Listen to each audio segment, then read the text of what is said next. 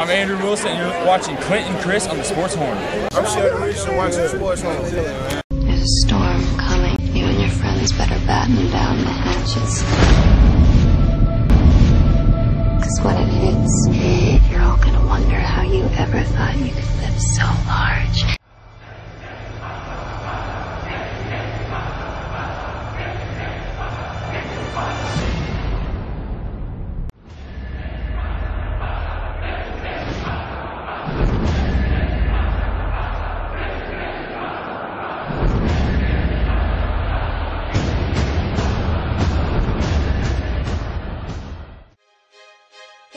I think we got one. Here we go.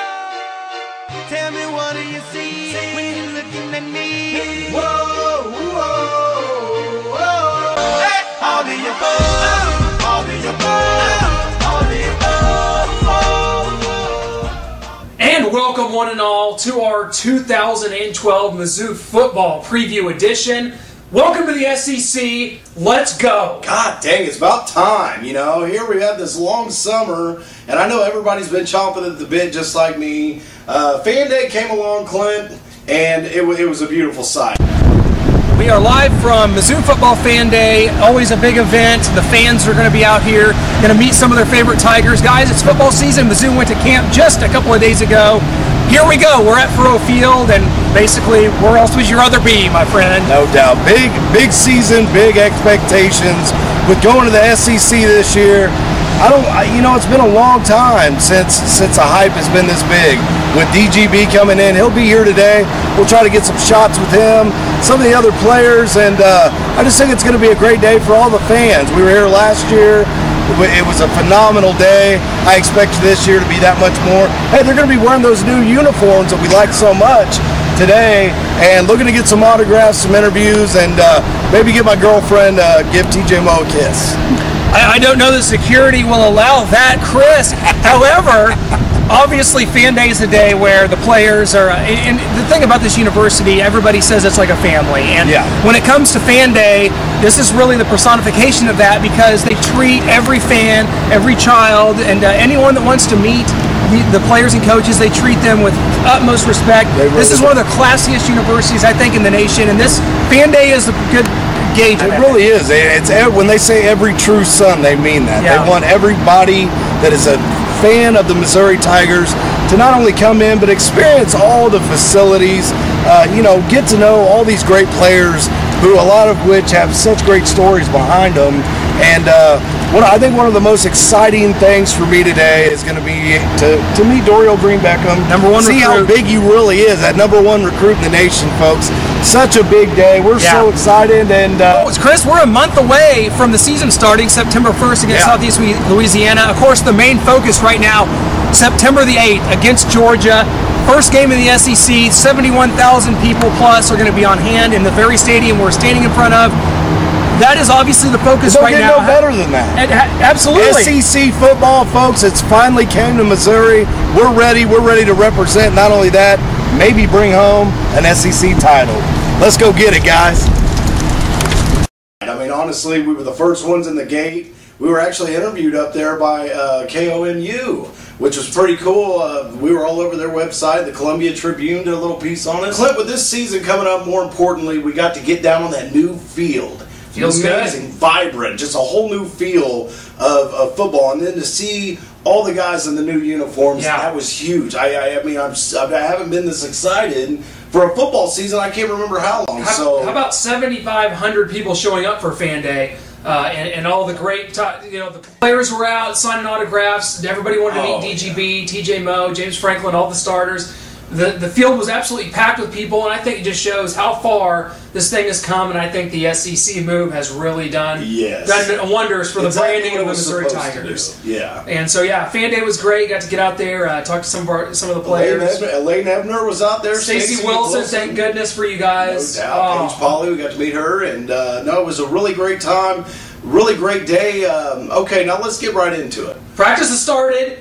Full pads. Here we're off and running. We're ready. DGB's already out there catching balls. He's He's nearing probably, the depth chart. Clint, with all that pressure that he has on him, let's get it out on the table, folks. How do we think he's going to perform this year? And the only reason I want to open with him is because so many people have been asking about this guy. And he's been in practice, less than a week. Yeah. So you're right. But the thing of it is, he is already turning heads on the practice field. Coach Andy Hill has nothing but good things to say about him. He's a veteran-type player out there already, and he's ready for the big time. That's it. This is the #1 recruit in the nation. He's going to be in there. He's going to be in there early. He may not be starting against Southeast Louisiana, but by the time the Georgia game rolls around, the Central Florida game rolls around, you're going to see a lot of this guy, and I think that he could have maybe a 50-catch type season, 700-800 yards, Definitely. getting 7-8 touchdowns. I think as a true freshman, in the SEC, that would be good for him. Let's take a look at this. This is our first season in the SEC. Yes. Obviously, we have a lot to kind of get into here, but where do you see us going? How does the season play out? And what's our record going to be? Let's just get it right out of the gate. No, I think you're right. We come into this season with junior quarterback James Franklin. Had a little bit of shoulder problems there in the offseason. Everything seems to be developing nice. Here's the thing about James Franklin. He is a guy who brings a different skill set to the SEC. You see a lot the cliche of the SEC quarterback is a game manager. Yes. Possibly guys like Tyler Bray, Pro-style. A.J. McCarron, Aaron Murray. Those are good quarterbacks. But James Franklin is the best dual-threat quarterback in the conference. At the running back position, obviously with Kendall Lawrence and Marcus Murphy, I feel great about it. But our Tigers this year, with our seasoned defense, and I think they're going to come back strong with Will Ebner and Andrew Wilson there at linebacker. Up front, Big Shell will be running that defensive line. And with that going on, with the talent we have around him, the corners, E.J. Gaines and Kip Edwards, I'm just very excited about this season. Yeah, it'll be interesting to see as we head into the SEC. It's our first year with the new kids on the block as we head into the SEC East. Who knows? Georgia, South Carolina, these are very, very good teams. Florida should be better. Tennessee, Vanderbilt's pretty good. And Kentucky is Kentucky.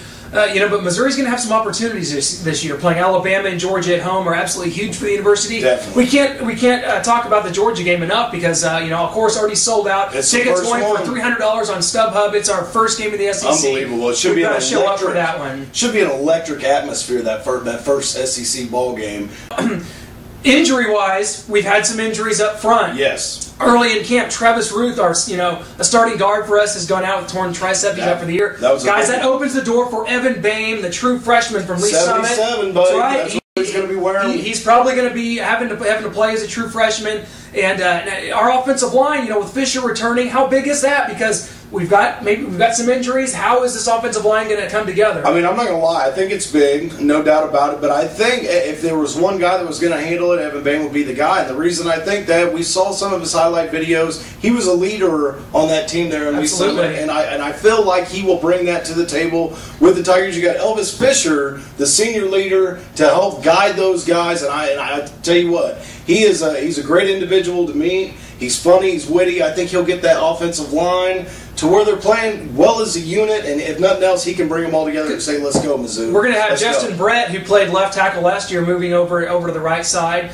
And Jack Minor's another guy at guard that's going to be huge. And, of course, Mitch Morris, first-year starter at center. Cannot wait to see what he can do. Here, that's the question I have is, why do you think that the media has shown this light on Missouri, kind of in a negative light? We saw T.J. Moe at Media Days kind of snap and say, hey, we're not kindergartners playing without helmets. Thank you. Why is this happening from the media? Are they just do they not know much about Missouri and that they've been to 7 straight bowl games and are a top 10 winning team in the last 5 years? You would think by this time we would be getting some sort of respect. Coach Pinkel is one of the one of the highest respected coaches in all of college football. Yes, he's made mistakes like all of us have in life, but the thing about it is, folks, I really think this year it could go either way, and I think that they're looking at us from the outside as outsiders, and they're not giving us enough credit because you see an LSU Alabama game. Could we compete in that high velocity game? Yeah. We'll find out, and that's what we're going to find out. People keep wanting to tell me that we're not good enough. We will find out, and I cannot wait for the naysayers to be proved wrong. Now, name me some of the other guys that could jump off the map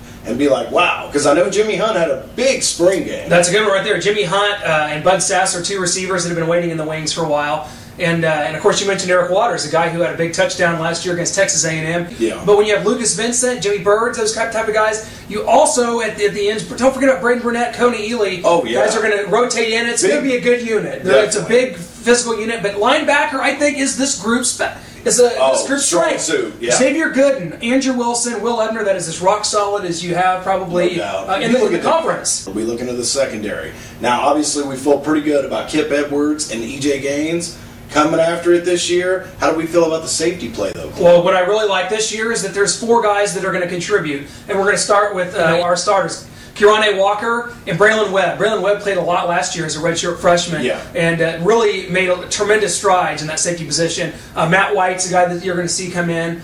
And I think it's going to be a vastly improved unit over a year ago where there was some inexperience. Let me ask you, and I'll give you mine first. I'm going to ask you your predictions for the SEC championship game and who will win. I'm going to say in the championship game, LSU taking on Georgia. That's my immediate response. But if Missouri beats Georgia in that first game, the whole thing goes into askew, and we'll just have to see. Definitely. What about you? I'm kind of on the same page with you here. I mean, and honestly, I had the same 2 pegged to be in the SEC title game. Now, one of the outside runners besides the Tigers would be a team like Florida sneaking in that. Absolutely. South Carolina. You can't forget the talent. Yeah, South Carolina. Marcus Lattimore coming back. That's a Heisman Trophy candidate. We got to travel out there. That's not a game I'm looking forward to, but you know what? I bet we will have some head turners in that game. I bet we'll perform well, and I think a lot of people are going to be surprised at what they find with the MIZ this year, no doubt. I think the non-conference schedule is probably as good as we've had in years. When you're talking about hosting Arizona State, a team that beat us a year ago,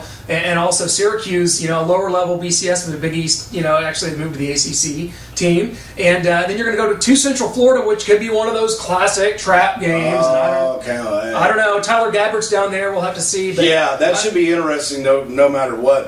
You brought up Arizona State. I think if nothing back, paybacks in the cards. Well, absolutely. After what happened down there last year, I think we're out to prove that we are a better football team than them. And speaking of new uniforms, it's been the rage. Everybody talking about them. We don't have ours yet. But we're still wearing the old game warns, which I'm excited about. What are your thoughts on them? What's your favorite combo, and what kind of combos would you like to see for certain big games this year? Well, I'm always, of course, in love with the All Blacks. I mean, I think that's a beautiful combination, but no doubt my favorite would be the golds with the matted helmet with the big tiger on it. I think that's going to be a statement game whenever we bust those out. But the different combos with the combination of gray in there, I really love it. I think it's really what we needed to set the new tone. I think the key to this season, the 3 out of our last 4 games are at Florida, at Tennessee, and at Texas A&M, and I think you've got to win 1, maybe 2 of those games to definitely be in the hunt for the East, but to